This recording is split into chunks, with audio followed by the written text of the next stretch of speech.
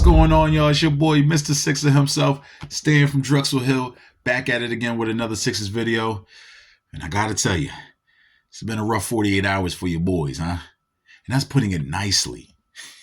So we'll get into what happened Friday night as well as tonight against the Knicks and Jazz. And there's some more trade talk and some possible targets. One of them might have been on the floor tonight. Anyway, let me holler at you for a second. So we'll start off with what happened Friday when the New York Knicks, yes, the Knickerbockers, came into town and utterly dominated your Philadelphia 76ers. It was a bad look. Obviously, it's not the way you'd want a nationally televised game. You wouldn't want to go. But I'll be honest. I'll be completely honest. Between the two losses, you never really like a loss, but between the two losses, the Jazz loss bothers me more. And you might be surprised because Joel Embiid played on Friday and didn't play on Saturday. But the Jazz loss tonight bothered me more than the one on Friday. And here's why. Now, as I watched that game, and I watched it from start to finish, it was a reoccurring theme that I noticed. Those boys couldn't miss. They were red hot from three, especially in the first half. They were looking like prime Steph Curry, Klay Thompson, Ray Allen. It was almost ridiculous how hot they were from three. Dante DiVincenzo, who seems every time he comes back home, he's always, just cashing out. He's actually having a great season shooting the three. So I'm not going to act like this is just, an aberration or anything like that. He's been doing very well this season from three. So I tip my cap to him. But McBride comes in, and you're asking yourself, as a Sixers fan, you don't even know who this guy is. Obviously, guys from New York are going to be more familiar with him because he plays for the team and all that. But here's a guy who comes in, and he gives them 4 threes. All his field goals were threes. He was 4 of 8 from the field, 4 of 6 from three. He was splashing. The boy could not miss. Then you look, like I said, Dante, 4 of 6 from three. Brunson, 4 of 9 from three. Anunoby, I knew it was going left. Anunoby hit this crazy off-balance three with the shot clock running down, hand in his face, thought it was going to be a shot clock violation, and he splashed it. And you kind of just knew, dang, man, this might just be the Knicks' night as far as just shooting the ball. These guys could not miss. Quentin Grimes comes in, 4 of 9 from three as well. Precious Achiuwa hits a three. Like, they were just killing it from the outside. And what's odd is that the Sixers actually got off to a pretty good start, and they were up by double figures. And you thought maybe they'll be able to, stay in control of the game. And then they went to the bench, and that's kind of where the wheels fell off. Now, I know they were missing DeAnthony Melton. That's a starter for them, or he's been a starter for them. Big time 3-and-D guy for him. But to me, it was really just a matter of the Sixers went cold while the Knicks stayed hot. And what happens is when you dig yourself a hole, especially in the NBA against good teams, it's very difficult. Like, I know the Knicks, they don't look like anything, and we kind of clown because you don't expect them to do anything, but that's a solid team, very well coached, play defense and everything like that, physical. And you're looking at it, and it's like if you dig yourself a hole against a team like that, it's going to be very difficult, even at home, to kind of get it together. And Joel Embiid, who did continue his streak of 30 and 10, but it was a struggle to get it. And then even Tyrese Maxey, who was scoring, I think he had like 27, and it wasn't an efficient scoring night for Tyrese Maxey. And his 3-point shooting has continued to struggle. He's continued to struggle from the outside now for about, I want to say, 6-7 games. When you look down the numbers, like I said, Joel Embiid, 30 points, 10 rebounds, did have 3 blocks, but it was only 10 of 23 from the field, had 6 turnovers, right? Tyrese Maxey, 27 points, 9 of 20 from the field, 1 of 7 from 3. So that wasn't a good look. Kelly Oubre was actually pretty good for them. Tobias Harris. Now, I know he ended up, I believe, rolling his ankle. So he didn't come in for the rest of the game, only played 24 minutes. But 5 points. 5 points. Like, these are the things. This is why people are always talking about trading him, because it's like, come on. Like, that just can't happen, right? That can't happen. But it wasn't just him. Like I said, everybody was pretty much trashed that night.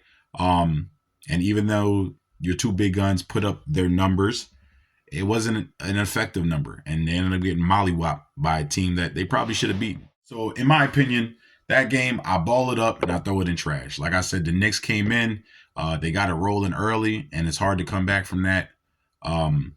So that game to me is one of those, all right, it happened. It is what it is.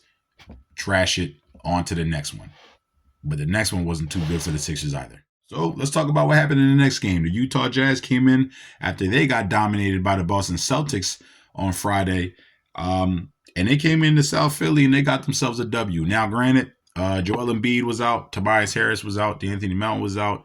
Didn't have Rocco available. So, yeah, that's going to hurt. That's going to hurt. But as you're watching this game, this is why I said this one was more frustrating to me than the actual Knicks game, right? Like I said, sometimes guys get hot, right? Guys are hitting threes, contested threes, and it's just your night. The Jazz one, that one was a lot more annoying and irritating to watch because this was the problem I had with the Sixers last weekend against Chicago. I don't like lack of discipline. It's irritating to watch. Let me explain what I'm saying. I'm watching the Sixers, and too many times, whether it's miscommunication or guys just not getting back or leaving certain guys open for shots, there's too many instances where guys do not pay attention to who they're playing. Again, it makes me wonder how much homework are these guys doing before games? Before you know, hey, Utah's coming in. Okay, who should we key in on? Okay, this guy does this guy does that. So in these situations, this is how our rotations are going to be and whatnot. And I don't know if it's just guys out of place or whatnot, but it's just very annoying and irritating as you're watching it as a fan. And you're sitting back at home and you're looking at this and you're like, that ball's about to swing over to their best three-point shooter. Watch. And then boom, boom, boom, cash money. And it's just like, how did you not see that coming? You know, I don't understand that. And that's frustrating to watch. So we'll get into the numbers. Lauri Markkanen. He's been a hot commodity lately. Obviously, Sixers fans will use this to explain to me why they should get him and everything, but we'll get to that in a second. But props to him. He dropped 13 rebounds, 33 points, hit 5 threes. He was doing his thing, right? Colin Sexton, 22 points. John Collins, 19 points. Jordan Clarkson off the bench, 18 points. Wessler, 10 off the bench as well. So they were very good with their balance and everything like that. Whereas on the Sixers, Tyrese Maxey had 25, but again, a very inefficient night for him. One thing about Tyrese Maxey hasn't just been his scoring and his shooting, it's the efficiency that he does that at, right? And he was shooting damn near 40, if not more than 40% from three last year. And this year, more attempts, granted, bigger role. But last night, 1 of 8. 1 of 8 from three. That's horrible. And then you're looking at it overall, he was 9 of 24 from the field, and you can't solely put it on him, right? He's missing a lot of guns with him. Kelly Oubre put in a good 24 points. But the shooting for the Sixers just hasn't been there lately. It's not just Tyrese Maxey. It's the team overall. Remember, Marcus Morris was on a very good stretch where he was hitting a lot of threes for the Sixers. He was 3-7 tonight. Didn't shoot the ball well the other night against the Knicks.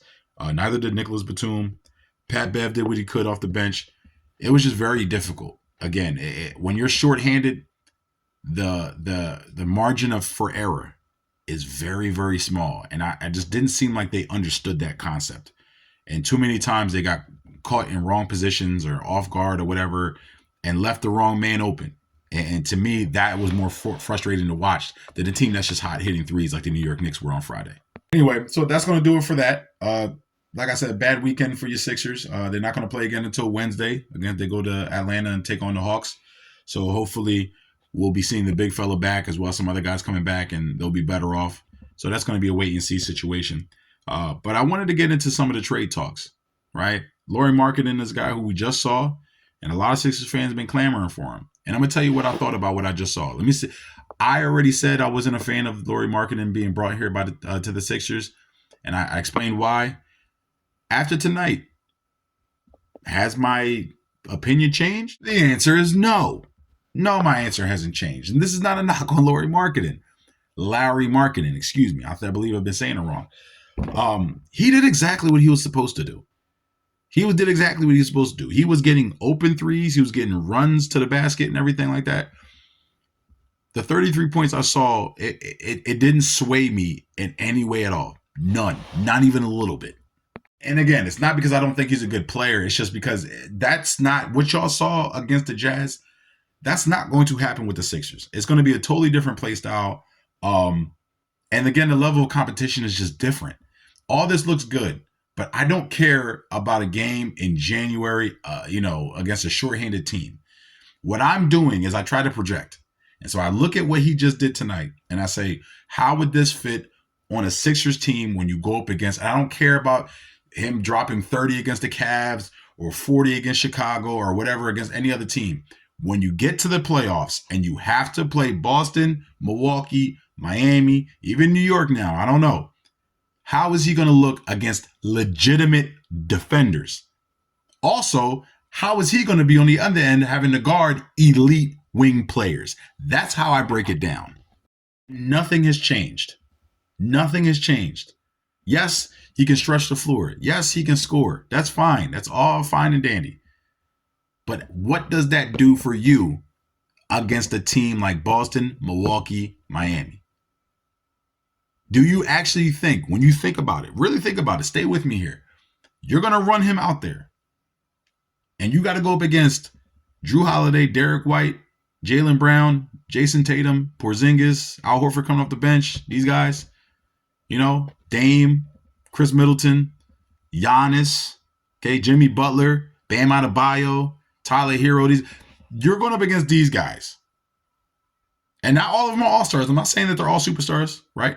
But you're going up against these teams with legitimate defenses and everything. And the elite wing guard plays that they have. And you're telling me you think Larry Marketing is going to have an impact on that side against them? Because I'm going to tell you, I would bet the farm he won't. I would bet the farm he won't. That being said, I'm begging y'all, please don't overreact to this. I already saw the tweets. Daryl Morey, don't let him leave the arena.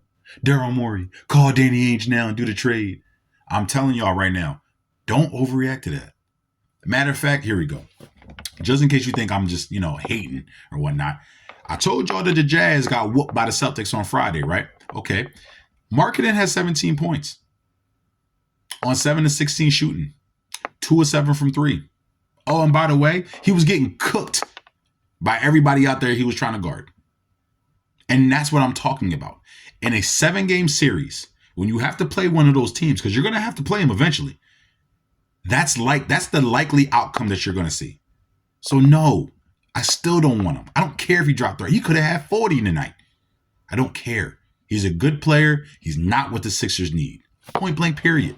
I mean, legitimately, you saw what happened with OG Anunoby. The reason why he was so coveted, the reason why people were talking about Alex Caruso and some of these other guys, think about what these guys do. Defensively, you can have them lock in. When you play against these other teams, you can say, you go get this guy. And no, they might not lock him up and, give them a donut for the game. They're not going to score 0, but they'll make it tougher for them. The likelihood of Jason Tatum having an off night against OG Anunoby is way higher compared to if Markkanen was out there having to try to guard him. And that's what it comes down to with the Sixers. I don't care about the buckets. The buckets are going to get there. It comes down to who's going to be able to get stops, enough stops. And when I have guys out there like OG Anunoby, I know he's going. I'm just saying guys like that, I feel more confident that at least I'll be able to get something done. Anyway, so I'm off that. We could talk about another trade rumor, DeJounte Murray. Now, they said that the Sixers, I believe Sacramento, the Lakers, there's a few teams that are interested in DeJounte Murray. And after having a conversation with one of my homies, my man Tay, shout out to my man Tay. The more I think about it, the more I'm intrigued by it. I'm not going to sit there and tell you, oh, that's the power move. That's the great move to do. But I am intrigued by that. I do think under Nick Nurse, I am interested to see what DeJounte Murray could look like. Obviously, it's not working out with him and Trey in Atlanta for a multitude of reasons. And that's kind of my problem with if he came here, right? The dynamic between him and Tyrese Maxey sharing that backcourt. The thing that makes DeJounte so effective is him having the ball, right? He's that type of player. He's not a guy that you're worried about him splashing. I'm not saying that he can't at times. But it's an interesting thing. He has the great size at that position, that point guard position. Great length, an incredible defender. And then you think having a guy like Joel Embiid and some other good defenders next to him, playing in the Nick Nurse offense and defense, he's going to be able to thrive. The only thing is a mentality thing. If he were to get traded here, what would his mentality be? how would he view himself? Would he still think he's a number 1 or number 2 option? Because I don't think he'd be that. I think he'd have to accept the fact that he's a number 3. And that's the part that I question a little bit. Anyway, that's going to do it for me, guys. Like, comment, subscribe. Let me know what you guys think. Your thoughts. I know I kind of went into that rant again about marketing. Again, I like him as a player. I think he's a terrific player. I just project to what the Sixers would look like, and them going up against Boston and Milwaukee. What would that mean? And I don't like to fall in love, like I said, with games in January where things don't mean as much and guys are out and all that. But anyway, let me know. You might disagree, and that's fine. If you disagree, please feel free to tell me what you think, how you think things would go. Maybe I'm over exaggerating. Maybe I'm selling him too short. But that's gonna do it for me. Y'all enjoy y'all night, enjoy y'all day. Be safe out there. I'ma holla at you. Peace.